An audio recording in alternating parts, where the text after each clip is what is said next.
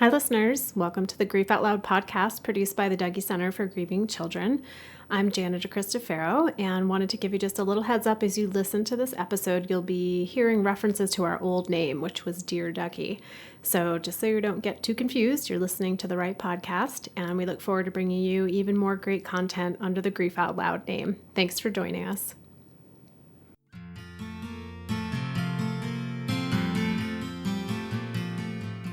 Hello, everyone, and welcome to another episode of the Dear Dougy podcast, produced by the Dougy Center for Grieving Children in Portland, Oregon. I'm Jana DeCristofaro. After over 30 years of listening to the stories of grieving children, teens, and adults in our support groups, we wanted to find a way to share what we've learned from them with the larger community. This podcast is a way to open up the often avoided conversation about grief. While we all experience loss during our lives, most of us find ourselves confused and unsure when it does occur. We don't know what to do, how to feel, or how to talk about it. So whether you're grieving a loss or wanting to support someone who is, this podcast is here to explore your questions about grief. Today, I'm joined by Rebecca Hobbs-Lawrence, a longtime staff member at the Dougy Center, and we really wanted to dive into the question of what does it mean to be grieving when you've had a brother or a sister die? So often we talk a lot about having a parent or a caregiver die, and we realized this was something that would be really important to talk more in depth about. So Rebecca, thank you so much for joining us today. You're welcome. Glad to be here. Can you talk a little bit about your role at the Dougy Center and your specific connection to kids who've had a brother or a sister die? I am one of the grief coordinators here for bereavement groups, and I have worked with siblings who have had, that are 6 to 12, that have had a brother or sister die for the last 10 years, and so they have taught me a lot about what it's like to grieve after a sibling's death. And we also have a group at the Dougy Center specifically for teenagers who have had a brother or a sister die. And that's something we started, I know, maybe about 5 years ago, because we realized that the teens were kind of all grouped together. Parent, a caregiver, a brother, a sister, or a close friend. And it seemed like it was really important for those teens to get together with one another and talk about kind of the unique aspects of having a sibling die. Absolutely. Their experience is very different than those teens that have had a parent die. So I'd love to start off just, from your perspective, what are some of the top things that are happening for families when a child dies, when they're dealing with the death of a brother or a sister? Yeah. When there is a death of a child in a family, I think it's really significant that the parents are generally all consumed by their grief of the loss of their child. And this intense grief that they're feeling really influences the entire family and the roles that each of them play in there. Parents have this assumption that they are going to die before their child, that their children are going to outlive them, support them when they're older and be there till their life's end. And there's another assumption as parents that we are protectors of our children and that we will be there to keep them safe, out of harm's way, make sure that accidents don't happen, that we will keep them healthy and well. And when those assumptions we have are shattered, then it really pulls us into ourselves as adults, as parents, and can really affect the way that we attend to our surviving children. So from the adults that you know who are grieving, their child has died and they're still parenting other kids, what are some of the ways that you've heard people go into that process of this assumption I just signed on for being a parent and I would my child would outlive me, and that has changed and that has broken open in a really heartbreaking way. So what are some of the ways that manifests for them? Well, often they just become unavailable to the other members of their family that they pull into themselves. You might find them, they don't want to get out of bed. They don't want to even sit at the dinner table with the rest of their family. They don't want to really talk about anything. They really don't know what to talk about anymore even. And so that distance, that feeling kind of unattached to the rest of their family as they're pulling in and trying to kind of make sense of what has happened and to look at those assumptions again and to realize and come to terms with the fact that there is nothing that they could have done. And so for the rest of the family, though, when this parent is no longer engaged with them, the children often feel left alone and isolated, and often like they're fending for themselves, in a way becoming little mini adults in the household, often trying to take care of their parents now. Mm-hmm. Have you seen the opposite ever for parents who maybe, there's that, it sounded like you're almost talking about like a metabolizing process of, was it my fault? Was there something I could have done? And they get to a place of like, there was nothing I could have done. Are there parents who go the opposite direction where they become more involved with their other kids? Often that can be the case too, that opposite reaction. And when that over-involvement happens, at least for children, it comes out as my parent is really overprotective now. They're all in my business. Exactly. That when I go out, it's not just a where are you going and what time you'll be home. It's I need to know every friend you're going to be with and what you're doing, what is your itinerary, and all of that. And so, for younger children, it often isn't quite as noticeable. They are feeling like they're getting a lot of attention then from their adult. But as children age, and especially become teenagers, that overprotection piece of I'm so engaged in your life that it can feel stifling for teenagers. Like, where's my space to be a teen? Exactly, and make my own mistakes and know that I can keep myself safe too. Mm-hmm. They want to feel independent and capable as they're growing into young adulthood. Right. So if a family's had a child die, there can be this additional concern around anything that's perceived as a risk-taking behavior, even if that's like dropping a math class or quitting the lacrosse team or something like that. And that I know I've heard from teens in my group a lot of wanting just that freedom to be a teenager who's not going to get it perfect every time. Exactly. And depending on the cause of the death, of course, that will influence a parent's reaction and the ways that they choose to kind of over-engage with their children as well. It's funny when the kids come to the Dougy Center for the first time, one of the questions I ask them is, whose adult is more in their business now? And most of them say, yeah. And I say, well, how many of you are more in your adult's business since someone in your life has died? And they, oh, yeah, I guess I do that too. And so we have a sort of mutual understanding of there's care and concern, and that's what's been activated. And right. This grief has occurred, and there's fear that we're going to lose someone else. So helping kids understand maybe that's the motivation behind that behavior, and helping adults understand that maybe that's what's going on for their kids too. Right. And I think it really is clear communication, open communication with children and adults to kind of come to that place of this is how I'm grieving, and this is what it might look like to you. And this is what I need from you, and to have that conversation so that especially older children and teens can let adults know too. These are the things that I'm doing as well, and I respect what you need, and this is what I need. Mm-hmm. Like we have to do a lot of diplomatic negotiating. Absolutely. In that situation. So how, for the kids who maybe parent caregiver is more withdrawn, not as emotionally available, maybe not as physically available, what are the things you see kids talking about together where they're like, oh yeah, me too, that's going on for me and my family? Often they talk about that sense that they do have to fend for themselves. Often they are left to make some decisions for themselves when that parent is disengaged. I think often what they do talk about too is that they don't measure up to the sibling who died. When that parent becomes disengaged in that way, that all their attention is still consumed by the death of the child and their sibling, that they often compare themselves like, I'm not enough. Like, if I was enough, my parent could engage with me this way. And so they do a lot of sharing about that, of like what it means to not measure up, to feel like a ghost, in a way, takes preference to a parent than someone here in the world, physical world with them. Oh, so sort of the sense of the absence of my brother or my sister is taking more of my mom or my dad's attention than my actual self here now. Right. And so a lot of the kids that I hear when they're talking about it talk about the ghost in the room, that has all the attention. And when the death was an illness, perhaps, a long-term illness, that can often get magnified.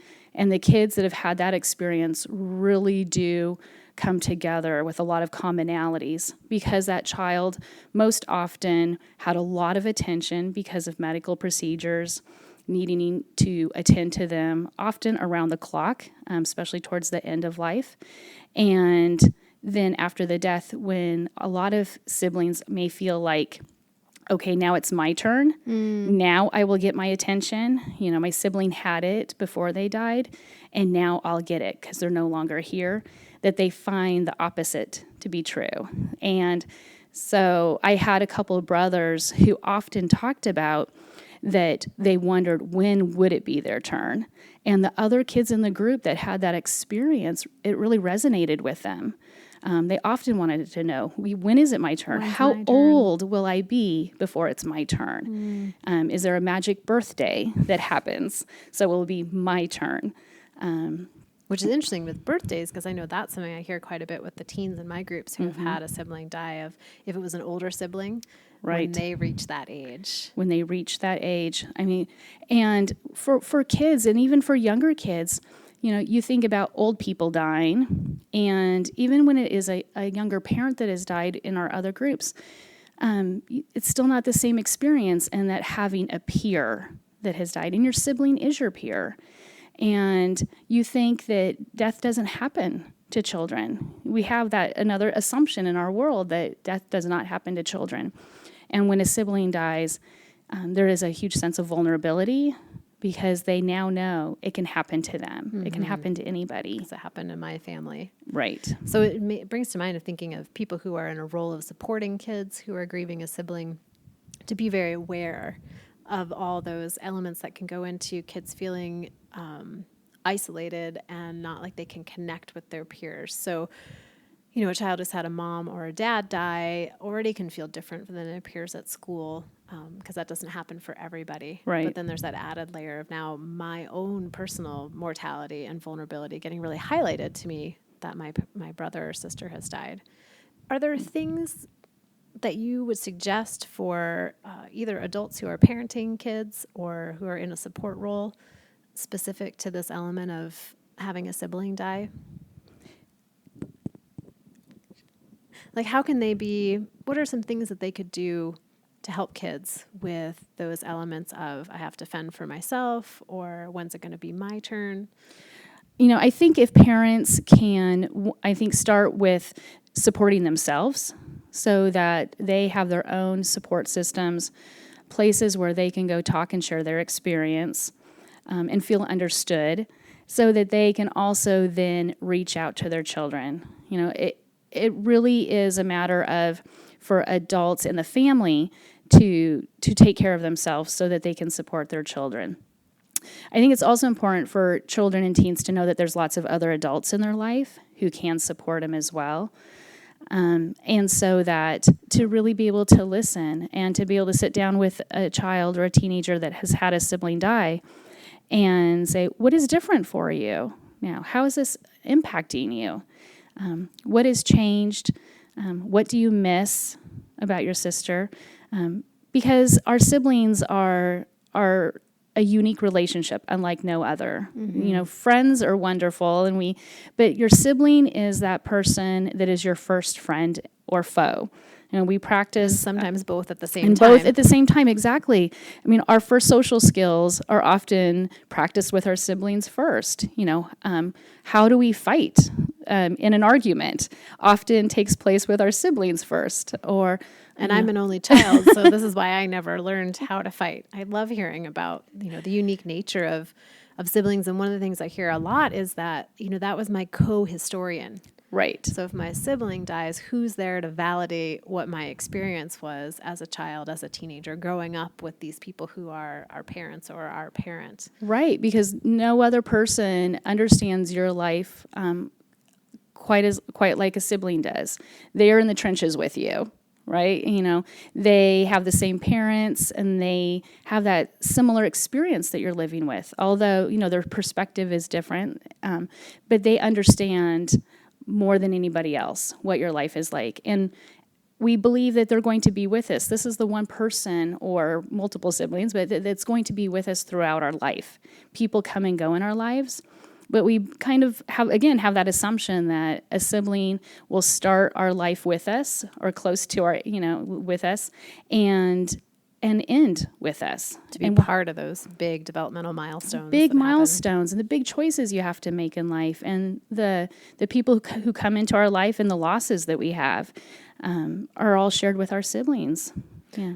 I'm curious about the foe aspect. You said our first friend or our first foe, and I'm thinking specifically, do you have any suggestions for kids or teens or even young adults out there who have had a sibling die where maybe it wasn't always the best relationship, and maybe that foe aspect of their connection took some precedence at times, and then a sibling dies?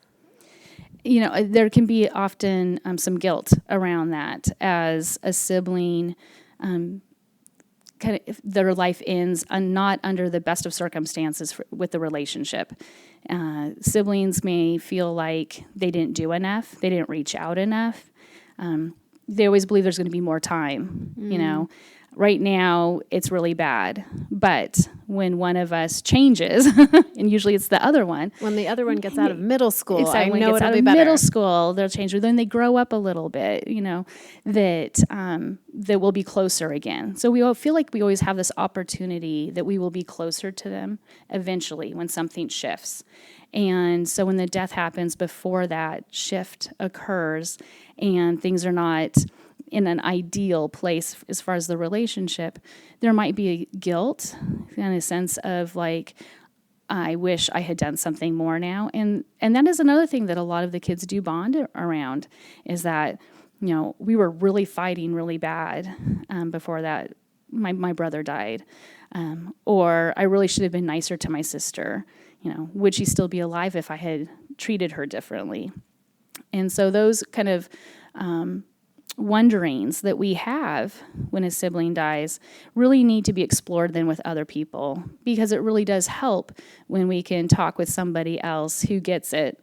Oh yeah, me too. Me too. Like I had that same relationship with my brother too, or it was really strained, and I remember feeling that I should have done something different, or I could have been more understanding, or I should have let him play with my toy, Well, it reminds me, I know there was one teen a few years ago in my group who, when the sibling died, and they were, this teen was getting older and feeling that loss of being able to bring their sibling into their life. And I know at the end of each school year, they would write a letter to the sibling who had died to kind of catch him up on everything that had happened and share those special moments. So in a sense, they were creating that history together with the memory of the person who died. And it makes me wonder for younger kids of that feeling maybe guilty, I didn't let them play with my toys or wasn't nice to them, if on significant days or, maybe there's a gift giving holiday that happens to go help pick out a gift that maybe they would have given to the brother or sister who died. And then maybe they get to play with it later. But right. And give something to other kids. One of the things that I do with my kids that are younger that have had a sibling die is we talk about, what did that sibling teach you?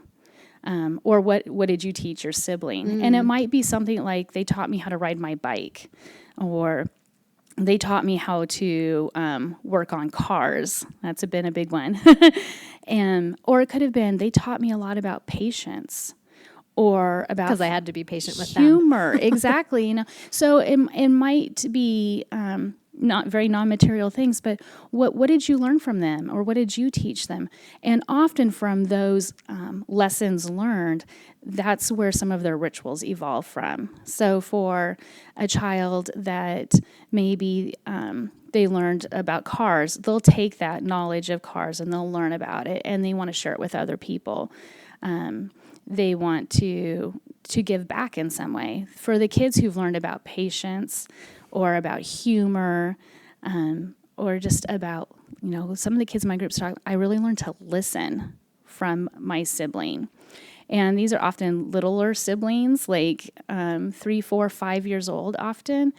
But they talk about that even a small child can teach a lot to them. And when they go to that place of what they learned, then they do want to teach others about it too. So it sounds like overall of really just acknowledging how close and connected the relationship can be, because when a child dies in a family's life, a lot of the attention can go to the grieving parents, understandably. Right. But making sure we're also paying close attention to the brothers and the sisters and involving them in the conversation and honoring their relationship.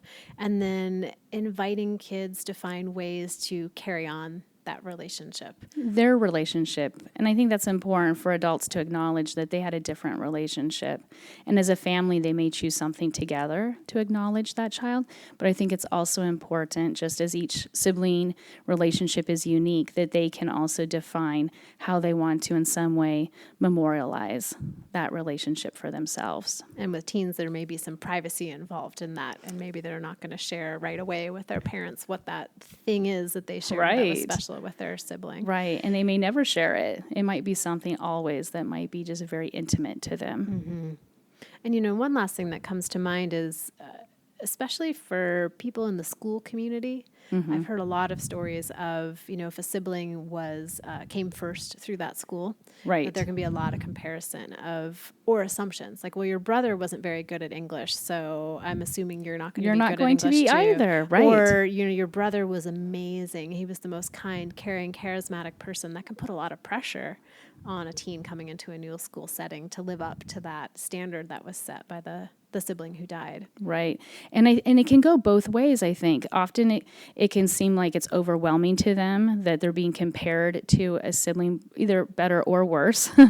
But sometimes it also feels good to them. Like, oh, this is a connection I have. Especially if they are good at math and the sibling was good at math. They can feel good about that.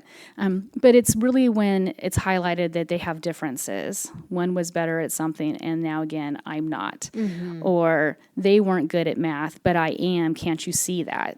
You know? And really trying to prove themselves then that they are not their siblings. So it can go both ways. I think in either way, though, siblings really strive to find their own identity as well, and really want people to acknowledge that although they lost this very important person in their life that's significant in this relationship, that they are their own person as well. Right, so to see me for who I am and share your memories of my sibling because I want to know about them, but there's a fine line of crossing over into here's how you guys are similar, and it's great. I love to see your smile because it brings your brother's smile to mind versus, make sure you don't make the same mistakes that your brother made. Right. Share the stories, but know that I'm a different person. Mm-hmm. Absolutely. Well, thank you so much, Rebecca, for joining us today. I've really enjoyed our conversation. You can, we'll put some show notes up. So any of the suggestions that Rebecca made, you don't have to be scribbling furiously at home to take notes. We'll put those up there so you can refer to them. And we also have a tip sheet that we've designed that's specifically for adults who are trying to support grieving siblings. So we'll put a link to that up on the website as well. Great. But thank you again, Rebecca, for joining us today. You're welcome. Thank you. And thanks, everyone, for listening in today. We'd love to be talking on this podcast about the things that mean the most to you. So if you have questions or comments or things you'd like to hear more about, send them our way at help@dougy.org and just put podcast somewhere in the subject line. Thanks for listening.